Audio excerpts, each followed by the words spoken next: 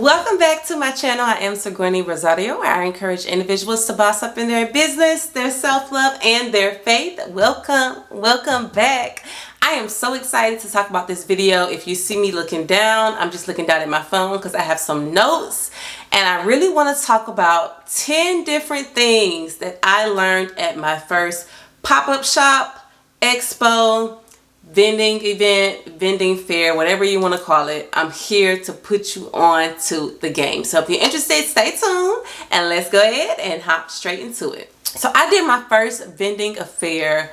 When was that? November. It was Veterans Day.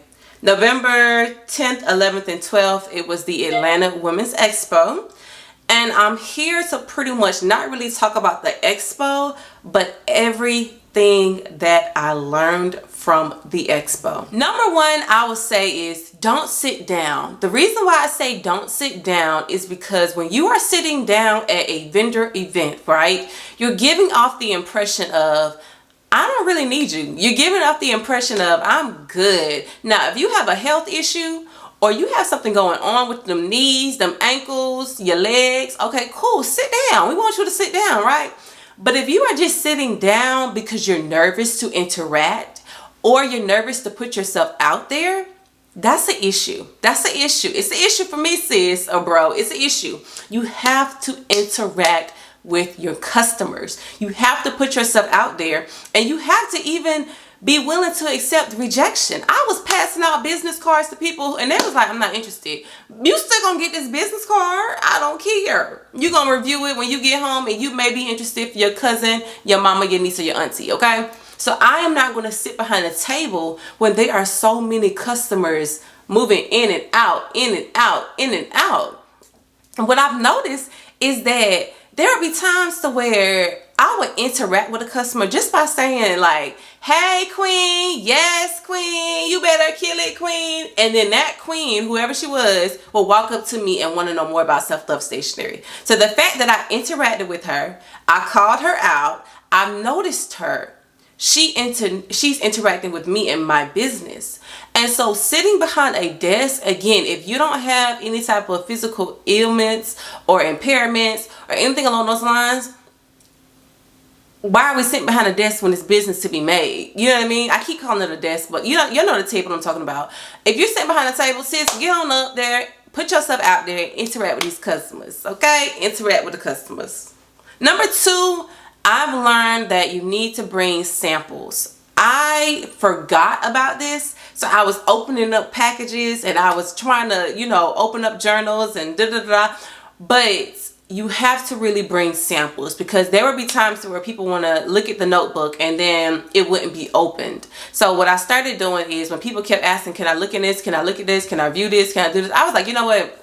I'm going to just put all the samples out there in front. So if you want to skim through my books, if you want to skim through the stationery box, if you want to skim through the notebook, you can do that, and you can see the texture of it, the quality of it, and all of the things. So definitely just have samples out so people can actually see what it is that you're selling. Number three, I would say, is read your contract. So again, I went through a vending fair in Atlanta. When you sign up to be a part of a vending fair, they're going to send you a contract, right? Read that contract. It's not just, hey, I'm gonna sign it, I got invited, let's go, let's do the darn thing. Read that contract, because in the contract it's going to have fine print on when you can set up, when you can tear down, if there's certain things that you need for the vending affair, if they provide certain things, if they don't. You need to know all of that going in. We're not just signing up for different events. You need to know, is this good for my business? Is this good for publicity? Is this good for content? Is this good for just my overall business model? If it's not and it don't make sense, then why are we doing stuff?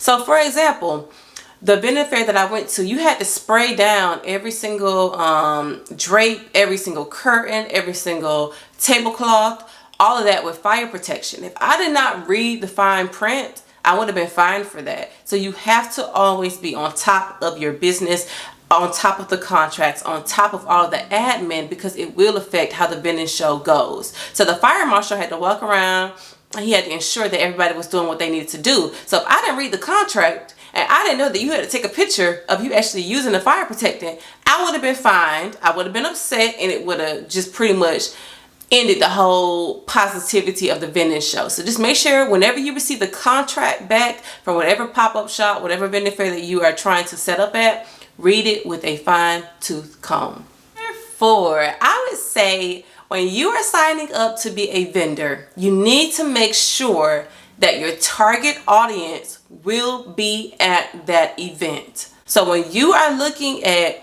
do I want to be at this expo or this event, look at the past reviews, do research on who attended that event last year, and then also make sure that you do your research on the demographics, because it's going to play into a huge portion of if you're even wasting your time or if it's even worth the bang when it comes down to it. Number 5, when it comes down to it, this only happened to me once, but just make sure you are aware of it. Do not bargain your prices. Now, if your prices are steep and you're just marking it up just because you're going to an expo, then shame on you. I definitely do not feel like you should mark up your prices in person and then we go online and it's a lot cheaper, because then you're going to have me feeling a type of way, right? So I don't believe in marking up your prices. I feel like it should be fair and honest, but I do not believe in marking down your prices because somebody is coming to you proposing that a markdown should occur. I had one girl come up to me and was asking about the pens. Why the pens, I think my pens are $13.99, $11.99, one of those. She wanted a discount, and I told her, like, hey, once you make a purchase, I can send you a discount code, which is the discount code once you actually purchase the product. But to get a discount off the top, no ma'am, this is the price, and everybody who has purchased the pens are paying the same price as you. So we're not offering a discount, baby. This is not a flea market. This is a business. Okay, so if you're not confident in yourself, people can read off your energy and they're gonna start just making little remarks to see how you react. So if she would have came to me and been like, okay, could you mark down these pens? And I would have said, I want to sell, yeah, it's $10.99, yeah, we'll do it for that. And then she probably would have been like, could I actually get it for like $5.99? If I'm insecure, if I don't know my worth, I'm gonna get that price. I'm gonna give that price to her just simply for a sale, not knowing that my pens are worth exactly what their price.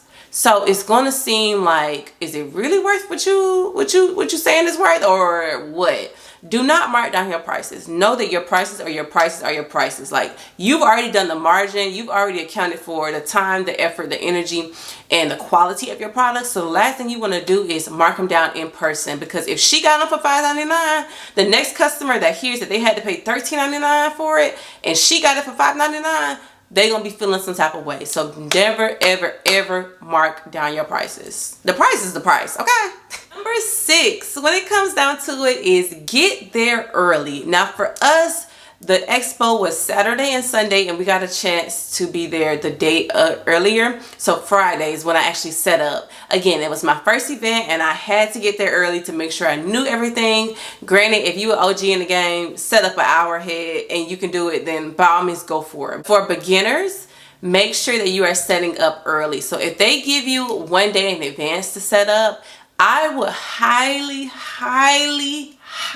recommend that you take advantage of it, because you never know what you're missing. When you have so many moving pieces, the inventory, the setup, the audience, marketing, all these different things in your mind, it is so easy to forget one simple thing as tape, scissors. Maybe you forgot the tablecloth, maybe you forgot the drapes, maybe you forgot. It's so many things that you can forget to bring. So if you are the day of setting up and then you got to rush to the store real quick, grab something, what if that store doesn't have it? Now you got to rush to the other side of town and you're feeling frantic and you had to make it back to your booth in time, because if you don't set up and you're not in place, they cancel the order. So it's just too much for me. It's too much for me, and I don't have time for it. I don't like being frantic. I don't like that feeling of last minuteness. So I don't know if that's a word, but I don't put that word right there. I don't like that feeling. So I always recommend setting up the day before, if they allow it. If they don't allow it and they give you a time slot the day of, start setting up the earliest that you could. Again, if you're OG in the game and you already know your setup, you already know you got everything packed, good job on you. But for the beginners, I'm telling you, set up early. Number 7 is listen to your audience. Now, when you are out there interacting with customers, they are going to tell you straight to your face how they feel about your product. And some people are more nicer, some are more blunt. And thankfully, I didn't have anybody just flat out say, I hate this, but I did receive a lot of feedback. So I'm the person to where I can receive feedback. It's not an issue for me. As I was receiving feedback, I would jot it down in my phone. So every single time somebody came up to me and said, hey, do you have this? Hey, can you switch this out? Hey, can you change this? Hey, I would jot it down because I want to take note of it. The most common thing was the calendars, affirmation cards, and can they exchange the pens and the boxes instead of the pencils. So listen to your audience, because again, behind the screen, we think our product is the best thing since sliced bread. But when you are in front of somebody, they're going to tell you exactly how they feel. And the one thing that I had to consider is if I'm hearing the same thing from different people repeatedly, that's something that I need to change. So in my stationery boxes, right, everybody said, can I get pens instead of pencils? So if I am hearing that, that's not just the people at the vending fair. That's people online as well. So definitely take advantage of the feedback that you're going to get. Even if you don't like it, even if it's not the best thing, that you would want for your business, it's something that needs to occur, and you're going to have to shift because, again, your audience is telling you exactly what they need from you. Number 8, when it comes down to a vending event, bring cash. Bring cash. When I tell you that you need to bring cash, baby, bring cash. Cash money. And I'm not just talking about dollar bills. I'm talking about coins. Half of my sales was cash. Half of my sales was cash. I didn't even know people still use cash in 2023, 2024. I had no idea. People still use cash in 2023, 2024, okay? If you do not bring a cash box from Amazon, I will link mine that I have down below.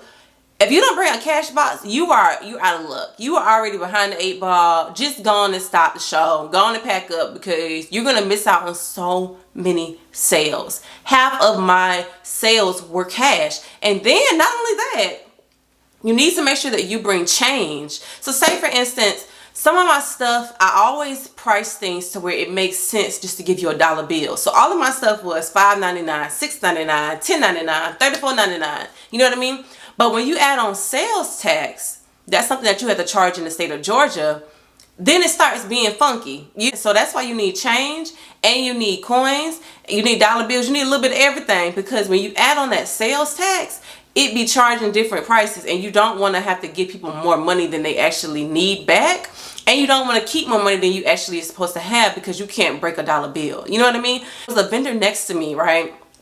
And she didn't have change. So she had the 10s, the 5s. She didn't have any 1s. So because she didn't have any 1s, she was going to have to chase down different vendors to see, okay, do you have change for a 5? Do you have change for a 5? And nobody wants to be that person, because it's giving unprofessional at that point. You know what I mean? So bring enough money. Bring some 20s, bring some 10s, bring some 5s, bring a whole bunch of 1s, and don't forget about the change. I'm telling you, y'all, bring some cash and some change, because you're going to need it.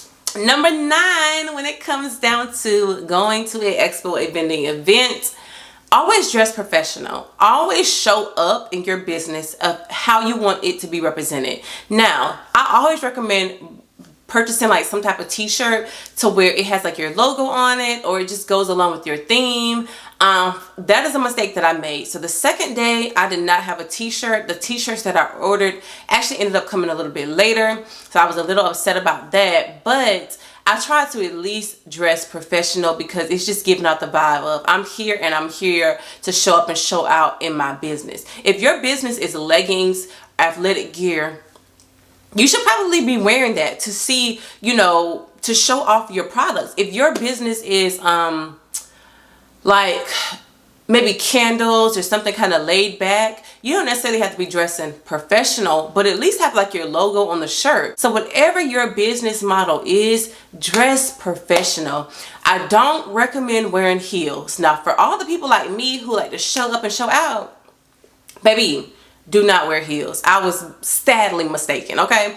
What I now do is I wear sandals with a little chunky heel, but I do not wear heels, because by the time you get finished unloading, loading stuff up, unloading stuff, moving stuff around, walking, baby, them feet and them toes gonna be yelling. They gonna be yelling at you, and baby, I had blisters on my feet. Now they weren't like super high heels, but I did wear heels because that's just a part of who I am as a woman. I just love showing up and showing out.